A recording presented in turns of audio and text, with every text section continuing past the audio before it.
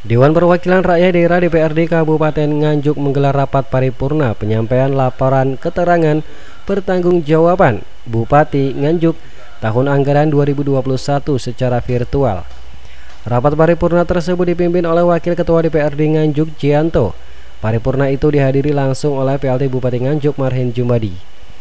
Kegiatannya dipusatkan di ruang rapat paripurna DPRD Nganjuk. Anggota DPRD Nganjuk yang hadir dalam rapat menerapkan protokol kesehatan. Wakil Ketua DPRD Nganjuk Jianto menjelaskan bahwa kegiatan paripurna secara virtual ini sudah terjadwalkan. Menurut Jianto, ada beberapa agenda yang sudah terjadwal ke depannya.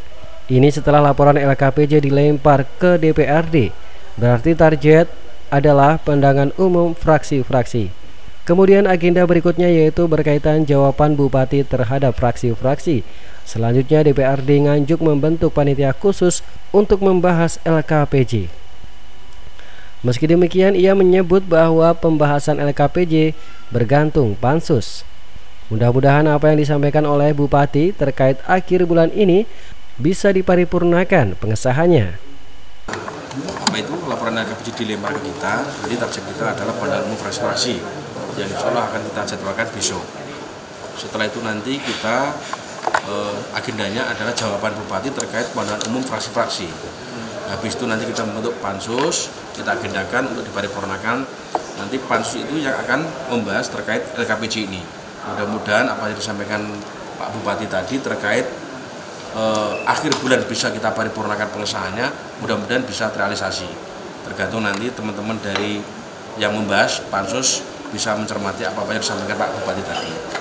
Untuk hari ini kenapa Pak secara online tidak seperti karena biasanya? Undangannya kemarin sudah keluar kemarin. Jadi undangannya untuk hari ini sama besok itu kita pakai daring, insya Allah kedepannya habis itu nanti kita sudah offline paripurnanya. Terkait dengan penyelenggaraan LKPJ ini itu acuannya apa Pak? Apa? Acuannya dari LKPJ ini apa Pak? Itu memang setiap tahun kita itu memang tugas kita, wewenang kita itu adalah apa yang pertanggungjawaban Bupati tahun anggaran yang kemarin itu kewajiban kita untuk membahas. Apakah ada batasnya Pak untuk penyelenggaraan ini Pak? Ada. Nanti biar pansus yang membahas nanti. Tapi Pak Bupati tadi sudah menyampaikan akhir bulan kira-kira bisa disampaikan.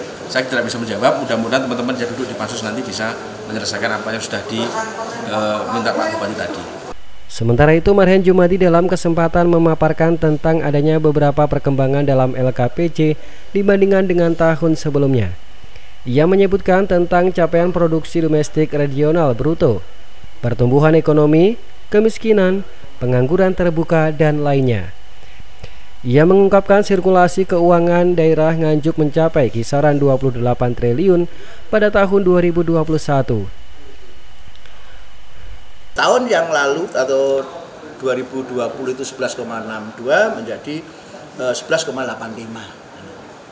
Maka ini harus ada juga strategi berikutnya. Bagaimana kita bisa mengurangi kemiskinan di Kabupaten Nganjuk. Utamanya meskipun kita tidak termasuk kurang lebih 3,23% itu kemiskinan ekstrim yang pendapatannya jauh di $1 per harinya. Nganjuk tidak termasuk, banyak kabupaten yang kemiskinan ekstrimnya tinggi. Terus kemudian berikutnya kaitannya dengan pengangguran terbuka. Pengangguran terbuka kita juga mengalami kenaikan 4,80 dari 4,64%. Maka ini juga harus kita genjot.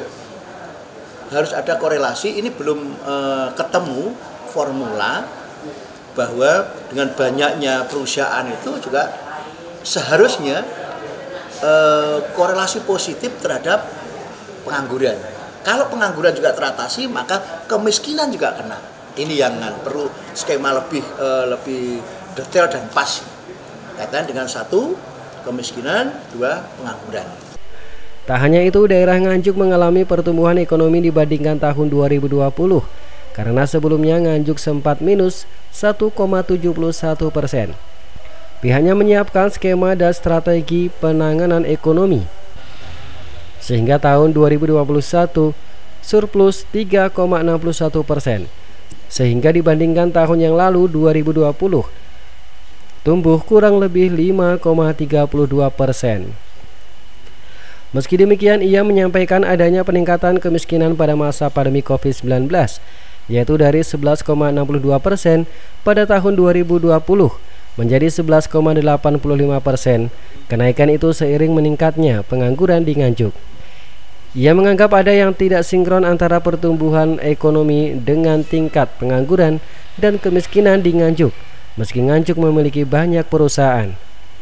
Karena itulah pihaknya bertekad mencari formula yang sesuai untuk mengatasi kondisi pengangguran dan kemiskinan itu.